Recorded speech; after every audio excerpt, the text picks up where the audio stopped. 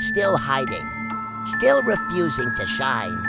Fog crept along the water's surface, curling around her ankles, rising gently like fingers of the unseen. Adana took a step back. Then she heard it. A whisper, but not from behind her. Not from the riverbank. Not from the trees.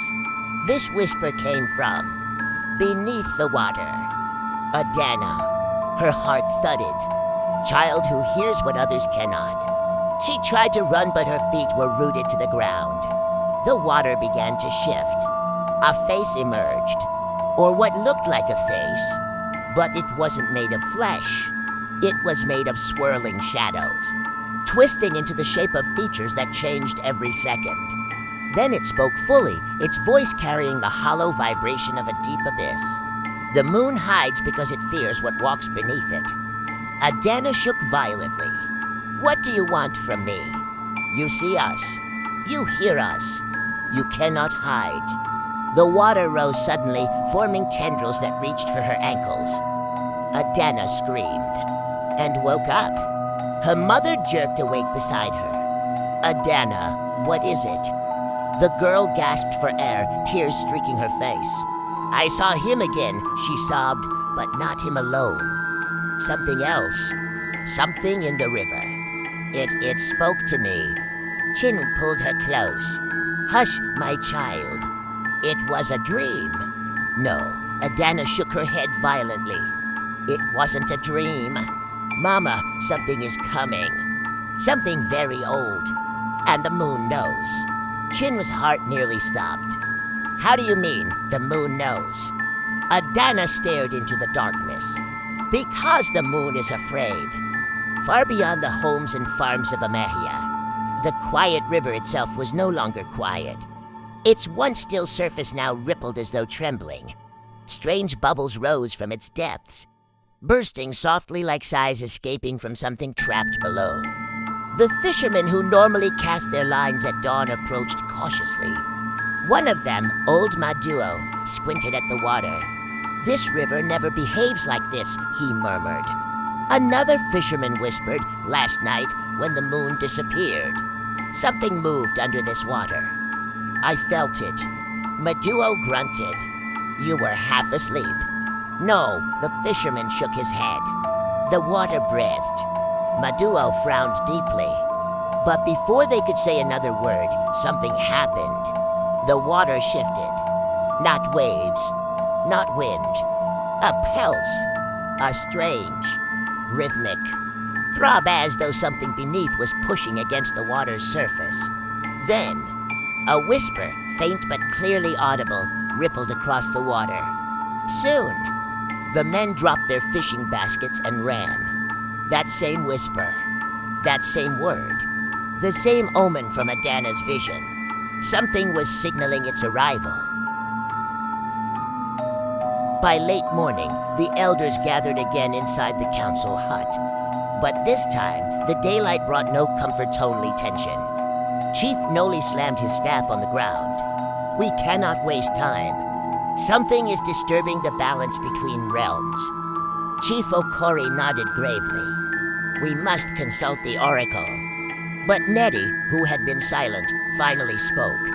This began long before our father's time. The elders stared at her. What do you know? Chief Okori demanded. Nettie inhaled deeply. There is an ancient story, she said slowly. A forgotten tale of a night when the moon hid from the world. A night when something crawled from the place where light does not reach. Chief Noli frowned. Are you suggesting? Yes, Nettie said firmly. I believe the creature Adana saw is connected to that legend. And if the moon continues to refuse to shine, she paused, it means whatever rose that night has returned. The elders felt the air grow heavier. Chief Okori whispered the question none of them wanted to ask. What does it want? Nettie looked down. I fear, she said softly, that it wants to claim the night. For the first time in Amahia's history, dawn did not bring relief. When the sun rose, its light felt weak, thin, like it was struggling to break through something unseen. The villagers stepped outside their huts cautiously, speaking in whispers, watching the forest edges as though expecting something to emerge at any moment. Even animals behaved strangely. The goats refused to graze. The chickens clustered nervously beneath the trees. The dogs, normally bold and loud, lay trembling with their tails tucked, refusing to bark. But the strangest part of all was the sky. A faint gray veil seemed to cover it, dimming the brightness of the day. The elders first thought it was mist, but it wasn't. It didn't move. It didn't change. It simply lingered, a thin film of dullness stretching across the heavens. It felt like daylight was being watched, and the entire village knew something was wrong with the world. Chief O'Cory gathered the elders again, this time urging them to visit the oracle's hilltop shrine at once. If there was ever a time the wisdom of the ancient spirits was needed, it was now. The climb up the hill was slow. The trees stood unusually still, and even the air felt thick. The three elders who accompanied O'Cory Noli, Dyke and Uban, moved with caution, sensing the very soil beneath their feet was unsettled. When they reached the shrine, they found the oracle priestess, Adaze, standing outside. Her long white cloth fluttered without wind, as though stirred by an unseen force. Chief O'Cory bowed. Priestess Adaze, we seek guidance. Her eyes were dark, haunted. You must leave, she said immediately. The gods forbid me from speaking. Chief Noli frowned. Forbid you? Why? Adaze stepped backward, her gaze fixed on the sky above them. The gods have shut their ears. They have closed their eyes. I cannot reach them. A chill ran down O'Cory's spine. Dyke asked, does this have anything to do with the moon refusing to shine? Adiz's voice cracked. The moon has been chased away. The elders gasped. By what? Uban asked. The priestess shook her head violently, as if afraid to even form the words. Something that should never have awakened. Something that existed before the first drum was carved. Before the first flame burned. Before the first man learned how to rise on two legs. O'Cory stepped forward, heart pounding. Tell us what you know, Adaze. She closed her eyes. Last night, as the moon hid itself, I tried to call to the gods. But instead, something else answered. Something in her voice made the elders' chests tighten. What answered? Noli whispered. Adaze turned her head slowly, and when she opened her eyes, they shimmered with fear. A presence. A voice older than light. It whispered only one thing to me. She inhaled shakily. It said, do not look for us, for we are already looking at you. The elders stiffened. And then Adaze continued, the shrine's sacred flame. Went cold. The elders exchanged terrified glances. A cold flame meant spiritual interference. Something had stepped between the oracle and the gods. Something powerful. Something ancient. Something not of their world. Adaze clutched her staff tightly. Return to the village. Fortify your homes. Keep the children close. Nightfall will not be ordinary tonight. What do you mean? Chief O'Cory asked. Adaze pointed toward the forest in the distance. Darkness has begun to walk. Later that evening, 3 young hunters Ekin, Izu, and Fumnaya returned from the forest with trembling hands and empty traps. They were sweating, even though the air was cool. Something had driven them from the forest. The villagers gathered around them anxiously. Ekin, the boldest of the 3, finally spoke. The trees were moving, but there was no wind. The villagers murmured. Izu added, our shadows stopped following us. Fumnaya covered his face with both hands. I saw my own shadow lift itself from the ground, as though peeling away, like it wanted to walk without me. People gasped and stepped backward. Chief O'Cory arrived at once. Explain that again. Fumnaya's voice cracked. My shadow lifted its head, but I was still standing. It looked at me. I swear it looked at me. Izu nodded furiously. Mine too. The shadows moved differently from us. They were delayed. Then they sped up. Then they stretched toward us. Ekine whispered the most frightening truth. They were not our shadows.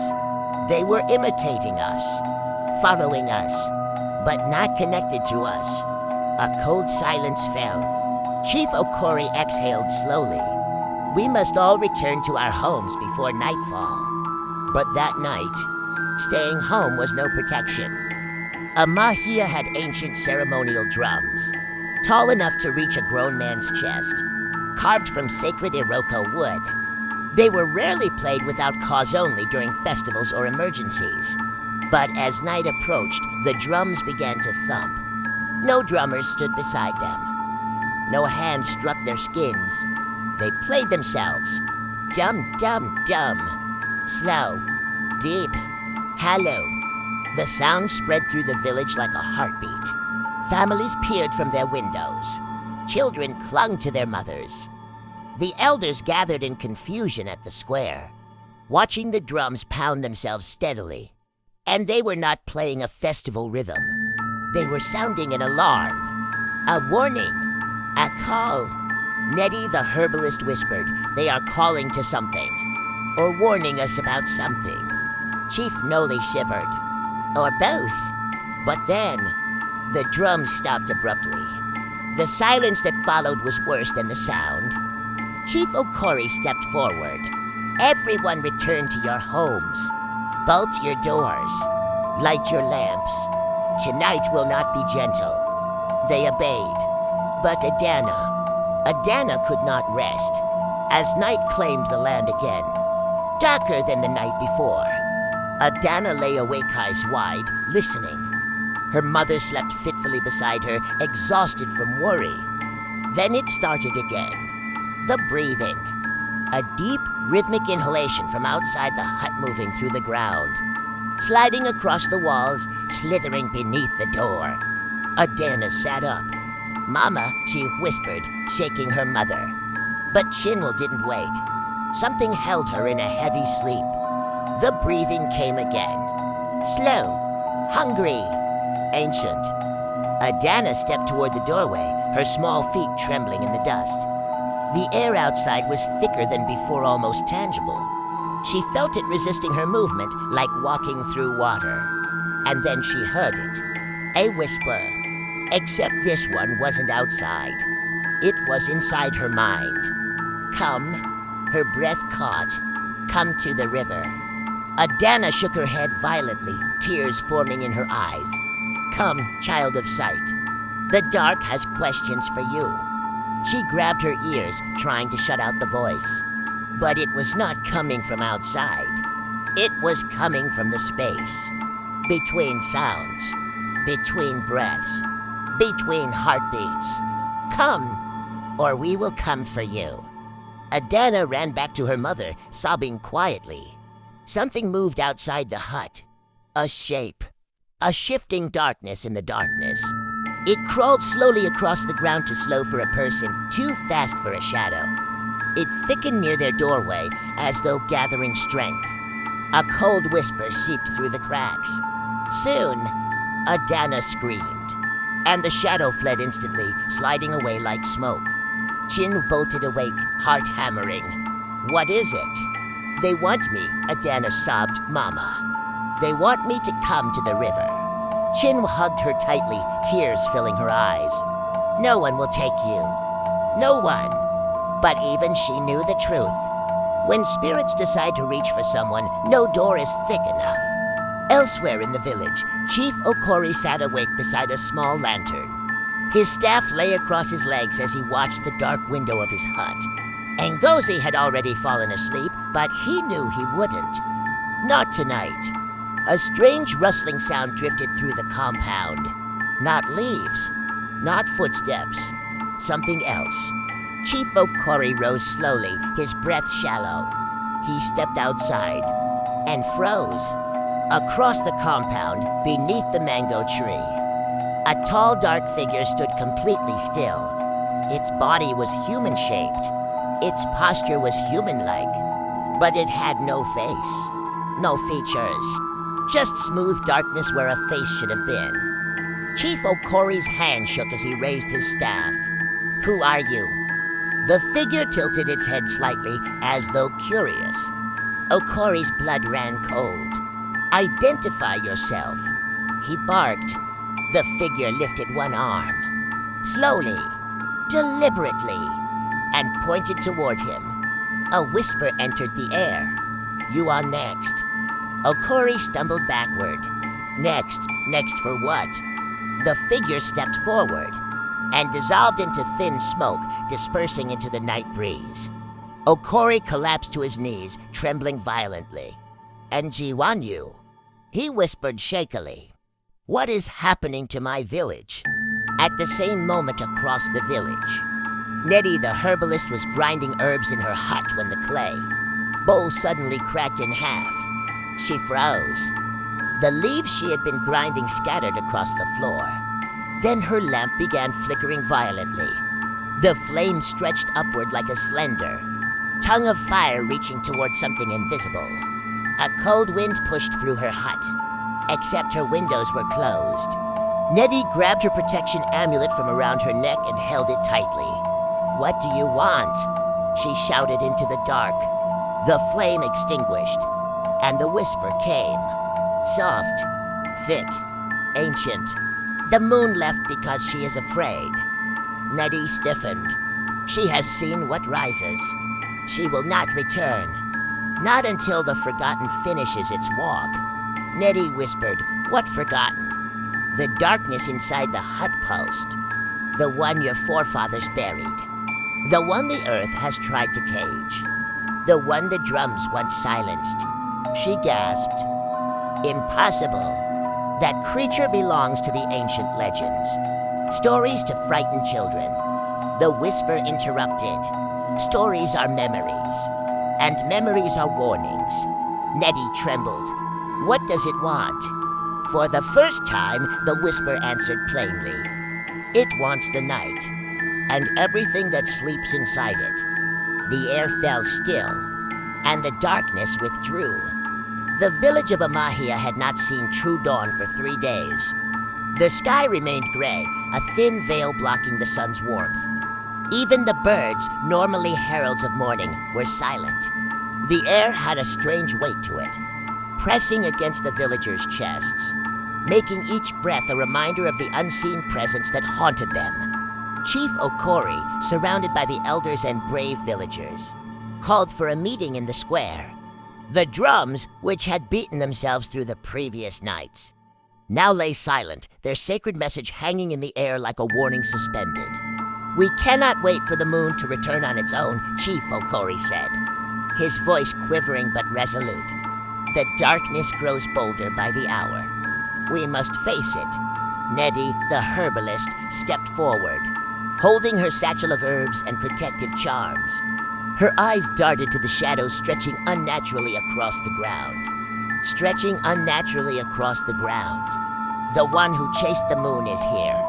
It is not human, not spirit, not even fully. Alive, it has walked before, long before we knew life. And it will not leave unless it is confronted." The villagers murmured, fear threading their voices together. But the threat was clear: if the moon did not shine, Amahia itself would become a realm of the forgotten, a place where darkness claimed everything. Adaura, clutching her mother's hand, was led to the riverbank by Chief O'Cory and the elders. The river had changed since the moon disappeared. Its surface was no longer calm, but rippling with invisible currents, pulsing as if it had a heartbeat of its own. Strange fog drifted over it, curling like fingers reaching for the shore. Adana, the child who had seen the faceless man, walked cautiously beside them. She had not slept since the first night. Her mind filled with visions of shadows, whispers, and blue flickers of light dancing through the darkness. Nettie whispered an incantation, scattering herbs across the ground. The air shimmered slightly, creating a protective barrier around the villagers. Even the water seemed to respond, rippling in acknowledgement. Chief O'Cory stepped forward, voice steady. We come to face you, presence of the forgotten. Show yourself and speak your purpose. The river remained silent. For a moment, only the sound of distant wind and the soft shuffle of feet disturbed the eerie stillness. Then a ripple moved across the water, unnaturally fast, as though the surface itself had come alive. From the fog emerged a figure tall, faceless, its form shifting between human and shadow, its movements unsettlingly fluid. The villagers gasped. Even the strongest warriors trembled as the being's presence pressed against their minds, like cold steel. Adara clutched Nettie's hand tightly. She could feel the entity's attention like it had been waiting, watching for all 3 days. The figure raised a hand, and a sound echoed through the riverbank, not a voice, but a resonance that vibrated through the villagers' bones. "You call me," it said, though no lips moved, "and yet you do not understand what calls you." Chief Okori swallowed and stepped forward. "We do not wish to call you, but your presence disrupts the balance. The moon cannot shine while you walk this land." A deep exhalation rolled from the figure. The fog thickened, swirling violently around its limbs. "The moon is mine, until the debt of the forgotten is paid." Nettie's eyes widened. "The debt." The being leaned closer, its form blurred, edges indistinct, voice echoing like whispers through every corner of the mind. "Long ago, your ancestors buried me in shadow. They feared my hunger, my memory, my power. I slept, chained between worlds. But the memory of the living stirs me now, and I claim what was promised." Adara trembled. "What do you want?" she whispered. The entity's attention shifted. For the first time, it focused solely on her. Child of sight, you hear what others do not, see what others cannot. You will lead the reckoning, and only through you will the moon return. Chief Okori and the elders hesitated, unsure of how a child could confront such a presence. But Nettie knelt beside Adara. "The visions you saw, the moon hiding, they are all warnings. You must step forward. The forgotten will not be satisfied with anyone else." Adara nodded, swallowing fear and rising to face the being. She took a deep breath, and with every ounce of courage, she spoke. "I am here. I hear you. I see you. What must be done?" The entity paused. Its faceless form hovered silently, as though measuring her resolve. "You must remember," it said finally. "Remember what was buried. Remember the promise your ancestors made. Only then can the moon shine again." Adara's mind raced. The visions of blue lights, the whispers, the river. She remembered fragments, an ancient burial. A drum silenced long ago, a promise etched in shadow. She reached into her satchel and pulled out a small drum one that had been in her family for generations. Its skin was weathered, its carvings worn. She had not known its importance until now. Nettie encouraged her. "Play it. Speak the memory aloud. Honor what was forgotten." Adara struck the drum. A deep, resonant sound rolled over the river. The water trembled. The fog twisted into spirals of blue light, like the glow she had seen in her visions. She spoke the words she had learned from her grandmother. "By the blood of our ancestors, by the breath of our living, we honor the forgotten. We remember you. We call you to rest." The faceless entity shuddered. It swirled like mist, twisting in confusion. Its voice, now a blend of whisper and roar, echoed, "Remembered. Remembered." The fog lifted slowly. The river stilled. The shadows that had crawled across the village 4 days withdrew, shrinking into the darkness of the forest. In her chest, a gentle pulse unlike the cold that had gripped the village. She glanced upward. The first sliver of silver appeared, then another.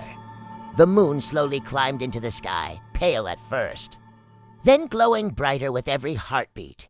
The villagers fell to their knees, weeping, praising, and thanking the heavens. Light returned to Amahia, washing over the huts, the trees, the river, and the frightened animals. The drums, silenced for 3 nights, thumped softly as though waking from a long slumber. The entity hovered one last time above the river. Then, with a final whisper that only Adaura heard, "Remember, or I will return." And it was gone. The moon shone fully now, casting silver light on the village for the first time in 3 nights. The balance had been restored, but everyone knew that. Amahia had been touched by something ancient, something that would linger in their memories forever. Adaura returned home, exhausted but proud.